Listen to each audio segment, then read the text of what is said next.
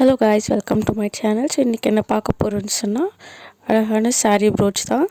இது பண்ணுறது வந்து ரொம்பவே ஈஸி. ஃபஸ்ட்டு சாரீ பின்னோட பேஸ் எடுத்துக்கலாம்.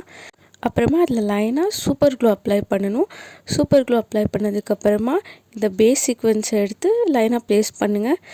இந்த சூப்பர் க்ளூ வந்து ரொம்ப ஸ்டிக்கியாக இருக்கும். ஸோ அதனால் இது கொஞ்சம் கவனமாக தான் யூஸ் பண்ணணும். லைனாக இதை ப்ளேஸ் பண்ணணும். இது லைனாக ப்ளேஸ் பண்ணதுக்கப்புறம் வந்து அதை நமக்கு தேவைக்கேற்ப அட்ஜஸ்ட் பண்ணி விட்டுக்கலாம்.